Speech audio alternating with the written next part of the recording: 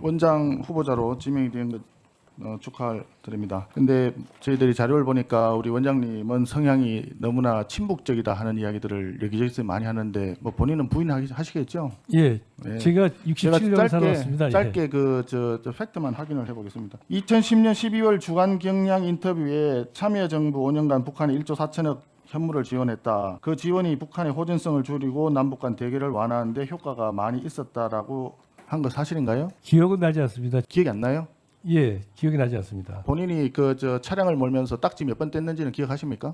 예, 이번에 알았습니다. 이번에 알았어요? 아니요, 한 번 횟수에 대해서 저희들 물어보시니까. 제가 공직 생활을 굉장히 오래 하고 나왔는데요. 단 한 번도 그런 게 걸리면 오랫동안 기억을 합니다. 그리고 공무원들은 그런 게 걸리면 인사상에 치명적으로 험결로 작용을 하는 거 알고 계시죠? 근데 국정원을 이끄는 수장이 지난번에도 이번에도 그렇고 여러 수십 차례가 걸렸어요. 근데 그것도 기억을 못하고 이번에 알게 됐다라고 얘기하는 것은 굉장히 뻔뻔하고 무책임한 태도라고 생각합니다. 그런 답변 자세는 국정원을 이끄는 수장으로서의 품격과 자격이 미달이다. 이런 느낌을 국민들한테 준단 말이에요. 안 그렇습니까? 예, 죄송합니다. 저는 횟수에 대해서 이번에 알았다는 뜻이지 제가 그런 과태를 물었다는 걸 몰랐다는 뜻은 아니었습니다. 그런 실수가요. 실수도 한두 번 실수라고 하지만 실수가 여러 번 계속해서 일어나면 그건 실수가 아니죠. 원래 성향이 그런 것이고 기존에 있는 법령 자체를 무시한다는 자세를 가지고 있는 거죠. 그런 사람이 국정원장을 했을 때 과연 대한민국 헌법과 법률을 제대로 지켜가면서 대한민국을 보호할 수 있겠느냐. 그런 느낌을 국민들한테 준단 말이에요. 그래서 제가 묻는데 2010년에 이런 인터뷰를 했는데 전혀 기억이 안 난다고 하시니까 자 그러면 그렇게 대북 현물 지원을 함으로써 남북 간 대결을 완화하는 데 효과가 있었다고 생각합니까? 그 이후에 보세요. 대포동 1호 미사일 발사했죠. 북한 핵무기 보유를 2005년에 선언했습니다. 육자회담에서 9.19 공동성명을 채택해놓고는 그 다음에 대포동 2호로 발사했고 2006년 10월 9일 날 핵실험을 실시했어요. 효과가 있었습니까? 아니 제가 있었다고 생각하십니까? 짧게 답변하세요. 아니 북한 남북 관계에서 저희들이 지원도 했습니다. 그렇지만 지원 자체가 당연히 효과가 있었죠. 다만 그렇게 안 좋은 그 사건만 쭉 나열해서 말씀하시니까. 자 그러면 다른 거 하나 여쭤볼게요. 2016년 사드가 막대한 국익 손실을 초래할 우려가 있으므로 사드 배치 결정 철회되어야 한다라고 주장했습니다. 이거 사실입니까? 제가 뭐 그렇게 주장했을 거라고 생각됩니다. 2019년 서울 송파동 송파 여성문화회관에서 지소미아는 처음부터 잘못 맺은 것이다. 파괴해야 된다. 이런 말씀하신 것도 사실이죠? 예, 사실입니다. 그러니까요. 이런 사실을 볼 때 국정원장이라는 분은 대한민국의 안보에 대해서 적극적이지 않다라고 하는 것을 국민들이 생각을 하는 거예요. 2010년 한반도 평화 포럼에서는 북한의 천안함 피격에 대해서 우리 사회가 잘못 느끼고 있다. 이렇게 또 말씀하셨어요. 이것도 사실입니까? 기억나지 않습니다.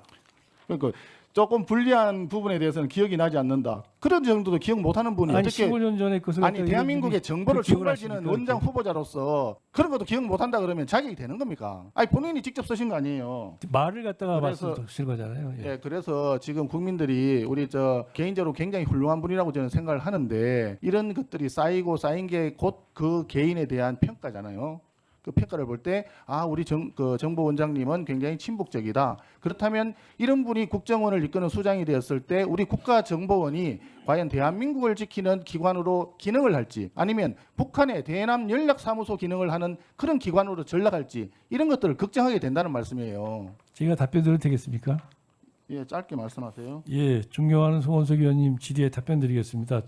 지금 말씀하신 내용들에 대해서는 그것이 왜 친북적인 건지에 대해서 제가 정확하게는 제가 가늠을 못하겠습니다. 다만 제가 국정원장으로 취임하고 또 이 자리에 있는 거는 이 자리에 있는 저와 과거 제가 한 발언에선 저를 물론 비교할 수 있지만 제가 국정원장으로서 제 소임. 자, 그러면 지금까지 제가 말씀드린 그 내용에 대해서 지금도 같은 생각이십니까? 그런데 지금 말씀하시는 것 중에서 지소미아는 한일 간에 이미 합의가 됐고 합의가 된 내용에 대해서 아니, 저희가 약속 자꾸 말 돌리지 마시고요. 지금까지 제가 지적한 사항에 대해서 지금도 똑같은 생각을 가지고 계신지. 이미 그것이 합의가 돼가지고 진행된 거에 대해서는 당연히 지켜야 된다고 생각하기 때문에 생각이 다릅니다. 그러면 예. 자꾸 회피하시는데 제가 다른 거 하나 여쭤볼게요. 이화영 경기도 평화부지사였던 양반이 대법원에서 2025년 6월 5일 징역 7년 8개월 벌금 2억 5천 추징금 3억 2,595만 원 유죄가 확정이 됐습니다. 이건 알고 계시죠? 예, 알고 이 있습니다. 대법원의 판결에 대해서는 동의하시는 내용이십니까? 아니면 판결이 잘못됐다고 생각하십니까? 아니, 저는 뭐 그 판결의 자세한 내용은 모르지만 당연히 법원 판결은 존중된다고 생각합니다. 이화영 부지사가 대북 송금을 했다는 사실을 혹시 알고 계셨습니까?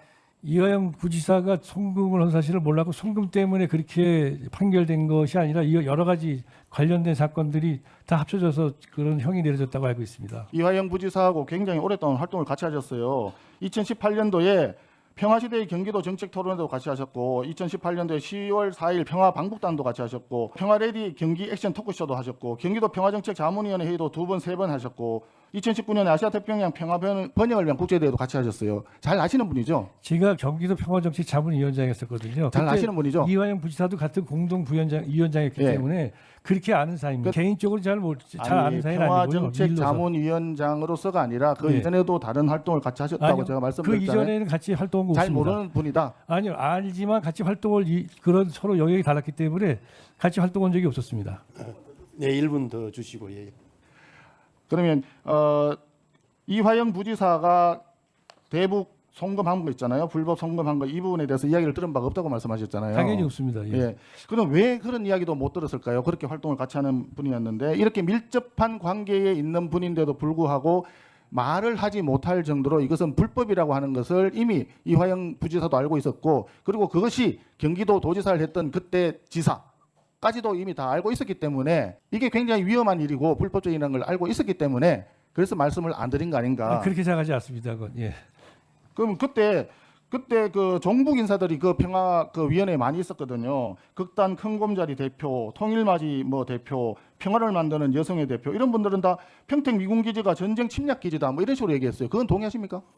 그건 동의하지 않지만 그분들을 종북 인사라고 일방적으로 말씀하시는 것도 동의하지 않습니다.